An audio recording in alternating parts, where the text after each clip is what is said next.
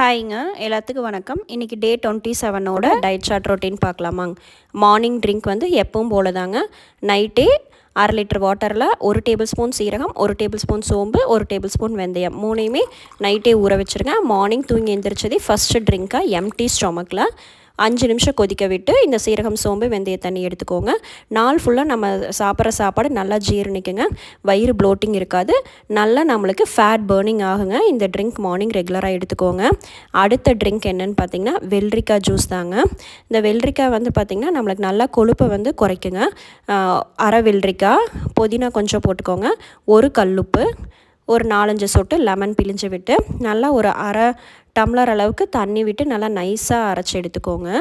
இது வந்து இந்த ட்ரிங்க் நீங்கள் குடிக்கும்போது நம்மளோட வயிறெல்லாம் நல்லா க்ளீன் ஆகுங்க. ரொம்ப நாளாக தேங்கி இருக்கிற கழிவுகளை வந்து நல்லா குறைக்கிறதுக்கு இந்த வெள்ளரிக்காய் ஜூஸ் யூஸ் ஆகுங்க. வாரத்தில் ஒரு நாளைக்கு வெள்ளரிக்காய் ஜூஸ் கண்டிப்பாக எடுத்துக்கோங்க. அடுத்த மார்னிங் பிரேக்ஃபாஸ்ட் வந்து பார்த்திங்கன்னா நான் ஒன்லி ஃப்ரூட்ஸ் தான் எடுத்தேங்க. வாரத்தில் ஒரு நாள் விட்டு ஒரு நாள் இந்த மாதிரி மார்னிங்கில் வந்துட்டு ஃப்ரூட்ஸ் மட்டும் எடுத்துக்கோங்க. ஆப்பிளோ, ஆரஞ்சோ, பைனாப்பிளோ எது வேணாலும் உங்கள்கிட்ட என்ன ஃப்ரூட்ஸ் இருக்குதோ அதை எடுத்துக்கலாம். வெள்ளரிக்காயில் வந்துட்டு கலோரிஸ் ரொம்ப ரொம்ப கம்மிங்க. வெள்ளரிக்காயில் ரெகுலராக நீங்கள் 1 எடுத்துக்கலாம். அப்போ தான் வெயிட் லாஸ் சீக்கிரம் இருக்கும். ஆரஞ்சுலாம் விட்டமின் சி இருக்குங்க, எதிர்ப்பு சக்தி அதிகரிக்கும். நட்ஸு, வால்நட்டில் பிரெயின் டெவலப்மெண்ட் ரொம்ப யூஸ் ஆகுங்க. கெட்ட கொழுப்பு வச்சு நல்ல ஹெச்டிஎல் லெவலை வந்து இன்க்ரீஸ் பண்ணுறதுக்கு வால்நட் யூஸ் ஆகுங்க. கருப்பு திராட்சை வந்துட்டு நம்மளோட கைகால் வலி, மூட்டு வலியெல்லாம் சரி பண்ணும். முளைக்கட்டின பச்சைப்பயிர் வந்து இந்த மாதிரி ஒரு கைப்பிடி எடுத்துக்கோங்க. ஒரு கைப்பிடி எடுக்கும்போதே நம்மளுக்கு 40 கிராம்ஸ் வருங்க.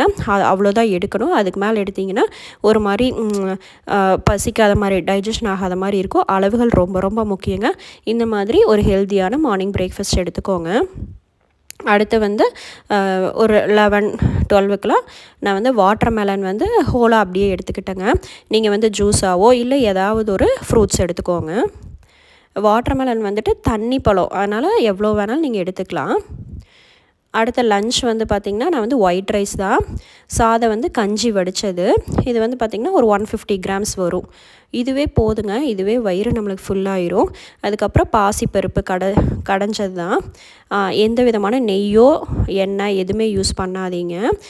முட்டைக்கோஸ் பொரியல் வந்துட்டு பாசிப்பருப்பு போட்டு முட்டைக்கோஸ் பொரியல் தாங்க. ஒரு ஹோல் எக்கு, கொஞ்சோண்டு ஒரு 2 கரண்டி தயிருங்க. நம்ம வந்து ஒயிட் ரைஸ் இந்த மாதிரி எடுக்கும்போது ஒயிட் ரைஸ் கம்மியாகவும் காய்கள் வெஜிடபிள்ஸ் அதிகமாகவும் எடுத்துக்கோங்க. முடிஞ்ச வரைக்கும் வாரத்தில் ஒரு நாள் ஒயிட் ரைஸ் எடுத்துக்கோங்க. மீதி எல்லாமே சிறுதானியங்கள் ரைஸ் எடுத்துக்கோங்க. அடுத்து ஈவினிங் டீ டைமுக்கு வந்துட்டு சுக்குமல்லி காஃபி தாங்க. மல்லி, சுக்கு, மிளகு இதெல்லாம் போட்டு வறுத்து அரைச்சி வச்சிட்டிங்கன்னா டக்குன்னு ஒருத்தருக்கு ஒரு ஸ்பூன் போட்டுட்டு வெல்லம் கொஞ்சம் சேர்த்திக்கலாங்க. நீங்கள் வந்து கருப்பட்டி இருந்தால் கூட சேர்த்திக்கலாம். கொஞ்சமாக சேர்த்திக்கோங்க. எது எடுத்திங்கனாலும் நம்மளுக்கு வந்து சுகர் தான், சுகர் அதிகப்படுத்தும். ஆனால் வந்து கருப்பட்டி வெல்லம்லாம் கொஞ்சம் லேட் ஆகும், அவ்வளோதான். அதனால் கம்மியாகவே யூஸ் பண்ணிக்கோங்க. வேர்க்கடலை வந்து ஒரு கைப்பிடி தான். எது நீங்கள் சுண்டலோ, பாசிப்பயிரோ, வேர்க்கடலை எது எடுத்தாலும் ஒரு கைப்பிடி எடுத்திங்கன்னா தான் அந்த நெஞ்ச கரிப்பு இருக்காதுங்க. கொஞ்சம் அது கூட வெல்லம் சேர்த்து எடுத்துக்கோங்க, சீக்கிரம் டைஜஷன் ஆகும். அடுத்த டின்னருக்கு வந்து பார்த்திங்கன்னா நான் வந்து 2 இட்லியும் காளான் குழம்புன்னு தான் எடுத்துக்கிட்டேங்க. காளான் வந்து கலோரிஸ் ரொம்ப கம்மி தான், நம்ம எடுத்துக்கலாம். காளான் குழம்புக்கு வந்து பார்த்திங்கன்னா ஒரு 20 சின்ன வெங்காயம், 2 தக்காளி, சீரகம் கொஞ்சம், மிளகு, கருவேப்பிலை, மஞ்சத்தூள் சேர்த்திட்டு நம்ம எண்ணெய் கம்மியாக விட்டுருக்கறனால தண்ணி தெளித்து விட்டு லைட்டாக உப்பு போட்டிங்கன்னா வெங்காய தக்காளியெல்லாம் நல்லா வணங்கிருங்க. வெங்காய தக்காளி வணங்கினதுக்கப்புறம் நான் வீட்டில் அரைச்சி வச்சுருக்கிற கறி மசால் தூள் தான் சேர்த்திக்கிட்டேன். நீங்கள் கறி மசால் தூள் இல்லைன்னா மல்லித்தூளும் கடையில் வாங்கினா கறி மசால் தூளும் ஆட் பண்ணி ஆற வச்சுக்கோங்க. தாளிப்புக்கு நல்லெண்ணெய் விட்டு சோம்பு, பட்டை சேர்த்திட்டிங்கன்னா நல்ல வாசமாகவும் இருக்குங்க. ஜீரண சக்தியும் நல்லாயிருக்கும் சோம்புக்கு. அதுக்கப்புறம் நம்ம வந்து க்ளீன் பண்ணி வச்சுருக்கிற காளான் சேர்த்திக்கலாங்க.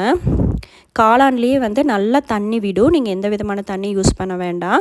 காளானில் வந்துட்டு நல்லா பிடிச்சி வேகிறக்காக 2 டேபிள் ஸ்பூன் மல்லித்தூள், 1 டேபிள் ஸ்பூன் கரம் மசாலா தூள் சேர்த்திட்டு உப்பு கொஞ்சமாக சேர்த்திக்கோங்க. இதெல்லாம் சேர்த்தி நம்ம ஒரு பரட்டி விட்டிங்கன்னா இந்த காளான்லேயே நல்லா பிடிச்சி அதுலேயே தண்ணி வந்து நல்லா காளான் நம்மளுக்கு டேஸ்ட்டாக இருக்குங்க. ஒரு சொட்டு தண்ணி கூட ஊற்ற வேண்டாம். அதுலேயே 5 நிமிஷத்தில் எவ்வளோ தண்ணி வந்துடுங்க. அதுக்கப்புறம் நம்ம அரைச்சி வச்சுருக்கிற அந்த வெங்காயம் தக்காளி பேஸ்ட்டை சேர்த்திட்டு ஒரு 1/4 மணி நேரம் தேவையான அளவு உப்பு சேர்த்து ஒரு 1/4 மணி நேரம் கொதிக்க விட்டிங்கன்னா சூப்பரான காளான் குழம்பு ரெடிங்க. ரொம்ப ரொம்ப டேஸ்ட்டாக இருக்கும். இட்லி வந்து பார்த்திங்கன்னா நான் வந்து கொட்டை முத்துன்னு சொல்லுவாங்களேங்க, கொட்டை முத்து சேர்த்து ஆட்டங்காட்டி வெள்ளை வெளையேன்னு இருக்குங்க. ஒரு துளி கூட அந்த துணியிலே பிடிக்காது. நீங்கள் கொட்டை முத்து வந்து ஒரு 4 கொட்டை முத்து கடையில் கேட்டிங்கனாவே கிடைக்கும்.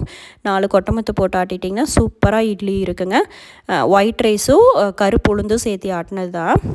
காளான் குழம்பு ஒரு 1/4 மணி நேரத்தில் நம்மளுக்கு கொஞ்சம் நல்லா தண்ணி நீங்கள் அதிகமாக ஊற்றிட வேண்டாம், அளவாக மட்டும் ஊற்றிக்கோங்க. இந்த மாதிரி நல்லா ஒரு கிரேவியும் இல்லாமல் ரொம்ப தண்ணியாட்டம் இல்லாமல் சூப்பராக ரெடி ஆயிருங்க. சாதத்துக்கு, சப்பாத்தி, இட்லி, தோசைக்கெலாம் சூப்பராக இருக்கும். சீக்கிரமாகவும் வச்சிடலாம், ஒரு 1/4 மணி நேரத்துலேயே வச்சிடலாம். இந்த மாதிரி 2 இட்லி காளான் குழம்போட நைட் டின்னர் ஃபினிஷ் பண்ணியாச்சுங்க. அடுத்த லாஸ்ட்டாக பார்த்திங்கன்னா ஃபேட் லாஸ் ட்ரிங்க்கு தான். இது வந்து ஒரு மெயினான ட்ரிங்க்குங்க. வெயிட் லாஸில் இருக்கீங்கன்னா இந்த ட்ரிங்க் கண்டிப்பாக நீங்கள் அரைச்சி வச்சு குடிச்சிக்கோங்க. நான் 2 பேர்த்துக்குங்கிறனால 2.5 டம்ளர் தண்ணி விட்டு 2 டேபிள் ஸ்பூன் போட்டுக்கிட்டேங்க. 5 நிமிஷம் கொதிச்சதுன்னா போதும்.